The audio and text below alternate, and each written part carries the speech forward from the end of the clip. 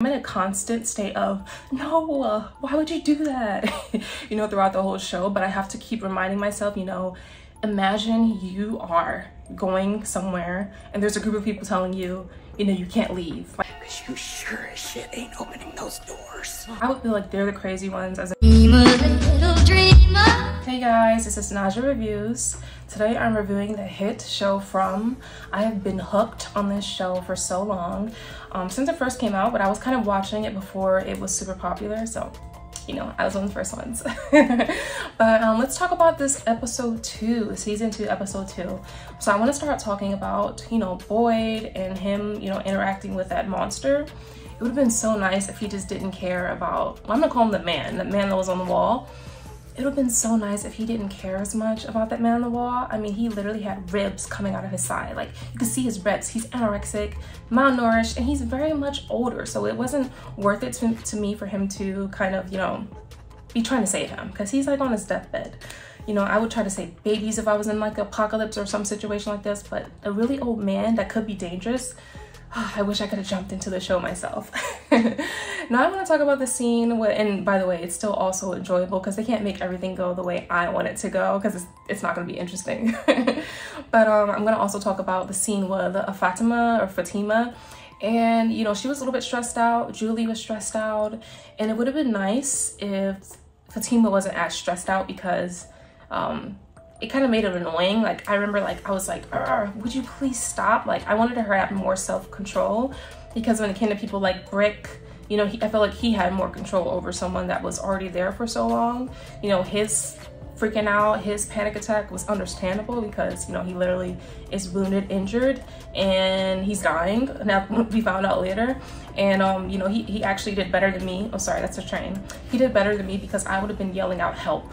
And they were so content with, like, he was actually okay with not screaming out when they told him to be quiet. So that was a good thing. Love the side story of that couple. I guess they were on the bus and they ended up there. I wasn't really sure exactly where they came from. I'm assuming they were from the bus, but it gave like a horror movie vibe. And every time I tell people to watch this show, I always say, please watch it. It's the best. It's sci-fi, but also horror. So, you know, you can't go wrong with From.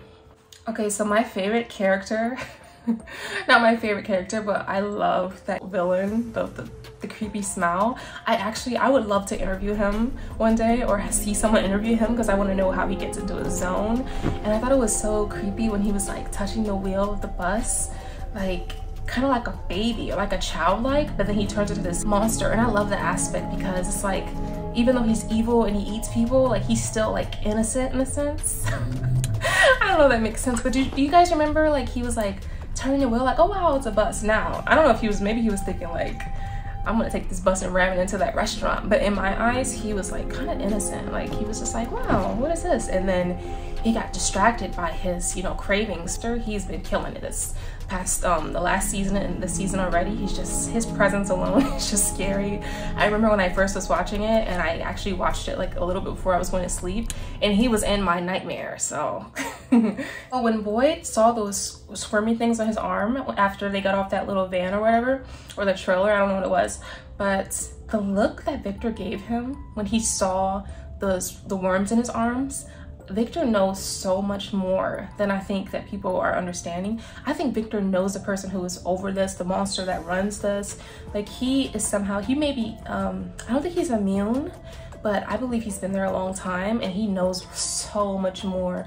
And you know, I think the audience is kind of perceiving that anyway with all his pictures and his creepiness. But but you know, Victor, they just don't, you know, they don't get enough out of him, because he's like a weirdo. You know, he's got that weird, strange vibe, and you know, he was friends with a kid. So, you know, Victor probably could tell you everything that's going down. And the fact that he saw Boyd struggling with something and he side-eyed him like, oh yeah, I don't know what it meant, to be honest. I was confused. But I don't know what's gonna happen in the next season. I'm guessing we're gonna see more about Boyd's arm. And I also would love to get some answers, because I am so interested in this show, but I keep coming up with more questions, like that ballerina sound box, music box, and just so many different things that I'm like, what is going on? And it would be nice to get just a little bit of answers. I'd love to see more of I would love to see more information about the black character, the young black character that I saw in someone's video that he had a crow on his shirt, which I didn't notice that. You know, I didn't notice there was a crow on his shirt. And like, what does that mean? Like, is he the key? Is he gonna be, you know, kind of like told to do evil things like they did with Sarah? And where is Sarah? You know, these are the questions I have. My prediction is that within the next couple episodes, we're gonna get some answers, because, you know, we can't keep getting more and more questions without any answers. Give us a little something. But I feel so bad for the guy that likes the girl. I just feel like he's gonna get heartbroken.